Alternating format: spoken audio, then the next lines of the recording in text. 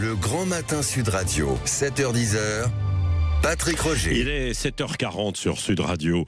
Sud Radio vous explique, on va vous réexpliquer ce qui s'est passé, évidemment, même si vous avez vu déjà des documentaires, des images, et puis vous-même, vous avez vécu d'une manière ou d'une autre cette terrible soirée du 13 novembre 2015. Je reçois Jean-Michel Fauvergue, qui était patron du RAID à l'époque, qui est intervenu donc avec ses hommes. Bonjour Jean-Michel Fauvergue. Bonjour Patrick. Vous avez écrit ce livre, ni capitulation, ni résignation. Osons le courage, aux éditions Fayard. C'est aussi à partir de ce soir-là où vous êtes engagé en fait dans une lutte aussi pour la sécurité contre le terrorisme. On va y revenir dans un instant, mais revenons avant tout à cette soirée-là, ce 13 novembre. Alors, vous étiez avec quelques-uns de vos hommes réunis ce soir-là, parce que c'est vrai que il y avait de l'attentat dans l'air, si je puis dire. On savait qu'il y avait une menace qui était très forte. L'année 2015, c'est une année terrible pour la France. On s'en rend pas compte, mais chaque 2 mois, il y a eu soit un attentat majeur, soit un attentat majeur déjoué. Souvenons-nous du Thalys. Et puis, on avait commencé l'année avec la prise d'otage de l'Hypercacher, où j'étais aux commandes du RAID et de la BRI, et on a sauvé les 26 otages. Et donc, oui, c'était une année, c'était très fort en menace. Et moi, j'avais ce soir-là deux de mes officiers, deux de mes commandants qui étaient présents au Stade de France parce qu'ils préparaient on préparait l'Euro 2016 et c'était pour s'assurer de l'évacuation et du renfort de l'équipe présidentielle, de l'équipe de protection du président de la République. Donc, dès que ça a explosé, ils sont allés voir, ils m'ont averti immédiatement. Il s'avère aussi que, effectivement, à mon domicile, je recevais tous mes adjoints et leurs épouses dans un repas de cohésion qu'on avait l'habitude de faire à peu près chaque 2 mois, et ce qui m'a permis de distribuer assez rapidement mes ordres et qu'on soit très réactif. Et d'aller sur place. Alors, on se rappelle ce qui s'est passé avec les explosions, évidemment, au Stade de France, et puis les fusillades dans le 11e arrondissement. Mes chers compatriotes, au moment où je m'exprime, des attaques terroristes d'une ampleur sans précédent sont en cours dans l'agglomération parisienne.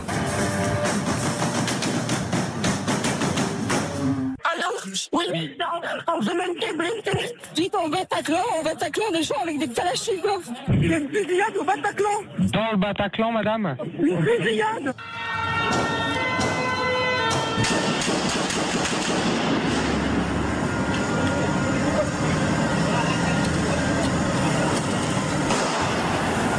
Il y a plusieurs dizaines de tués. Il y a beaucoup de blessés. C'est une horreur.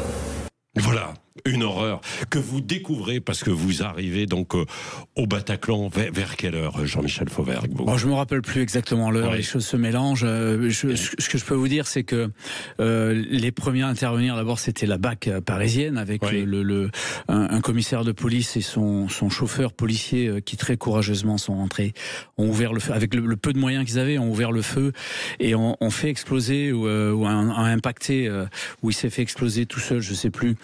Un des premiers terroristes, un des 3 terroristes, parce qu'ils avaient des gilets explosifs, ces terroristes. Et les 2 autres se sont réfugiés derrière, c'est-à-dire dans les loges, derrière la scène, avec d'autres otages.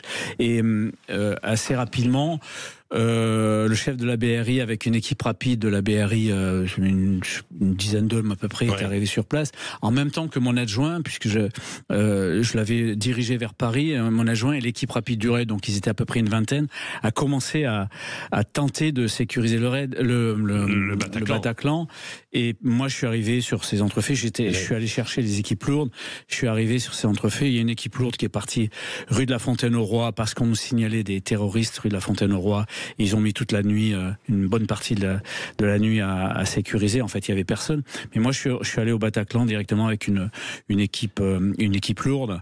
Qu'est-ce que vous voyez en entrant effectivement dans le Bataclan, sachant en plus toutes les interrogations qu'il pouvait y avoir, parce que d'explosifs, etc., de tirs partout. Alors, nous, il n'y avait pas beaucoup de doutes parce que quand on arrive avec l'équipe lourde, il y a des tirs qui qui ricochent sur les pavés dans la rue adjacente, parce que les terroristes tiraient par une fenêtre qu'ils avaient là où ils étaient réfugiés, et donc il y a ces tirs qui faisaient des étincelles et les gens de là-bas qui étaient sur place en renfort nous disent attention, ça tire et donc moi je rentre dans le Bataclan, la colonne derrière moi, et voilà, la première vue que j'ai, c'est ce massacre, ces corps étendus partout. Alors du silence, pas de silence. Alors, c'est mitigé. Moi, ce qui me marque, c'est le vibrement des téléphones, la vibration des téléphones, pardon. Ce qui me marque aussi, c'est cette odeur aigre de sang mêlé avec de la poudre. Ça avait beaucoup tiré.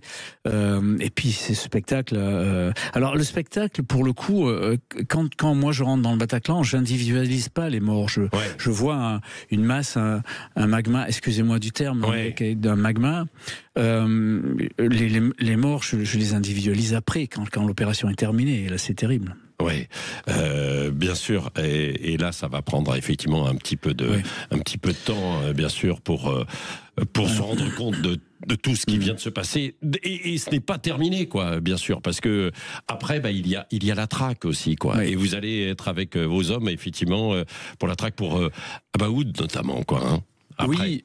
Le 18, voilà, le 18, Abaoud qui s'est échappé et qui s'est réfugié, mais qui était un des cerveaux du Bataclan, avec un complice et une troisième qui les aide.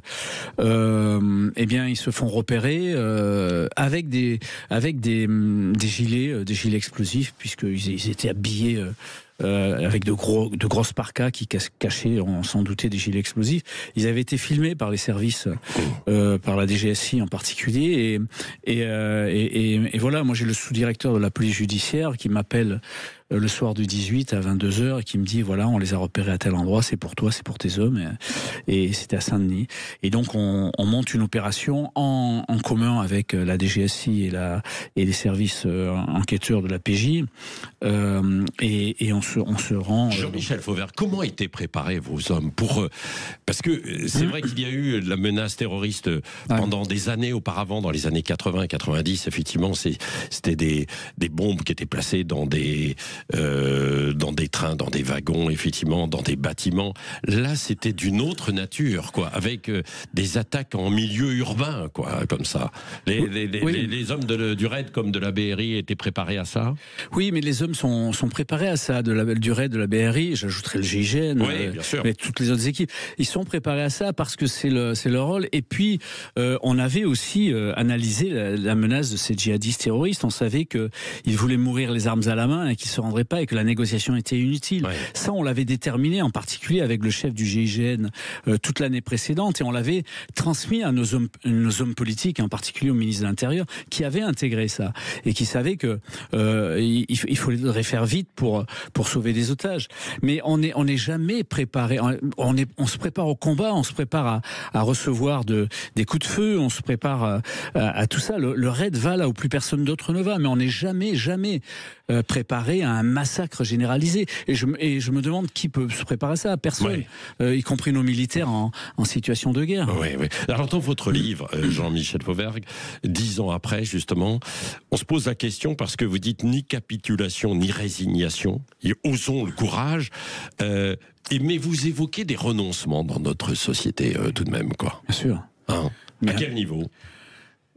Déjà, c'est pas nouveau. Ça date de décennies et de petits renoncements en grande lâcheté. On arrive à des situations qui sont des situations qu'il va falloir maintenant régler. Alors, on parle aujourd'hui de l'antiterrorisme. On peut parler d'un autre mal qui nous ronge, c'est les narcotrafic. En plus, avec d'autres trafics qui montent, qui sont les trafics, par exemple, de cigarettes de contrebande, qui sont toujours faits par des mafias aussi. On a des menaces multiformes. On a des menaces multiples, une guerre à nos portes, etc. Ouais. Mais on a renoncé à beaucoup de choses et on s'est délesté aussi parce que ce livre est un livre qui est aussi politique. Moi, j'ai fait le constat pendant que j'étais député que l'État, les gens qui sont au pouvoir aujourd'hui, comme hier et comme sans doute demain, se sont délestés d'un certain nombre de pouvoirs, et c'est les contre-pouvoirs qui aujourd'hui dirigent la France. Vous avez toute une série de contre-pouvoirs, alors des cours suprêmes certes, vous avez des autorités administratives indépendantes ou pseudo-indépendantes qui empêchent de se défendre, c'est ce que vous voulez dire, qui empêchent de se défendre et qui en pourtant, fait ils sont là pour nous protéger, pour protéger le pays, la démocratie, l'état de droit. En réalité, l'évolution que l'on a eue depuis la dernière guerre, c'est vers plus d'individualisme, vers moins d'État. Les cours de justice et les juges protègent l'individu, mais ne protègent pas l'ensemble de l'État. C'est-à-dire que l'aspect de communauté n'est pas défendu. Et c'est ça qu'il faut reprendre. En fait, une nation, c'est une communauté. Ouais. Et la nation, elle doit faire bloc. C'est une alchimie entre ces hommes politiques courageux. Ouais. Là aussi, il faut reprendre du courage au niveau politique. Et le spectacle qu'on a aujourd'hui est lamentable. Ouais. Entre des hommes politiques courageux qui impriment une voix et une population qui est derrière pour les soutenir. Alors, qu'on n'a pas non plus. Oui, et dans votre livre, on a l'impression que justement, c'est un acte politique. C'est-à-dire, c'est même un acte de candidature. Vous allez vous lancer en fait dans la politique vraiment, parce que vous avez été député, mais vous aviez arrêté. Oui, j'ai arrêté. Je me suis pas représenté, mais effectivement, ce livre-là, c'est un livre de politique citoyenne avec un programme. Et effectivement, je l'ai déjà dit, je souhaiterais me présenter à la présidence de la République. Ceci dit, le chemin est long. Oui. Il faut des moyens. Ouais. Il faut des structures derrière. C'est une course à étapes. Hein. Mais vous voulez monter une structure citoyenne alors pour compter et peser dans le débat. J'aimerais bien que les choses bouillonnent et qu'on arrive à faire quelque chose à minima pour apporter une contre-voix et cette voix de courage que la majorité de la population porte avec elle, mais qu'elle n'ose pas exprimer. Oui, c'est ça. Un dernier mot d'ailleurs aussi, tiens, à propos des policiers et de l'hommage. Il y a un député qui regrette qu'aucun policier n'ait été décoré. Non mais de la Légion d'honneur il a joué. En termes de décoration, il y en a eu énormément. Ouais. Ça a d'ailleurs été un cauchemar des chefs du chef du RAID, du chef de la BRI et des autres chefs. Mais c'est la Légion d'honneur. Mais c'est la Légion d'honneur. Alors oui, on fait un parallèle entre ceux qui ont la Légion d'honneur, certains dans le public, etc. et pas ces policiers-là. Je tiens à souligner une chose à ce sujet-là. Certes, il faut les décorer, bien sûr, mais il ne faut pas penser uniquement aux policiers et aux gendarmes qui sont dans des services spécialisés. Chaque jour, les policiers de patrouille et les gendarmes de patrouille, chaque jour, il y a un acte héroïque qui est fait par ces policiers-là. Ceux-là, il faut les décorer aussi, bien sûr. Merci Jean-Michel Fauvergue avec votre livre « Ni capitulation ni résignation » aux éditions Fayard. La politique, justement, Jean-François Aquili, rapidement votre invité tout à l'heure à 8h15. Oui, ce sera Boris Vallaud, le président du groupe PS à l'Assemblée nationale. Nous parlerons des retraites, de ce vote. Mais je lui poserai la question aussi, ce soir-là, où il était, Boris Vallaud, nous le savons. Et nous parlerons également de vous, Alem Sansal. À tout de suite.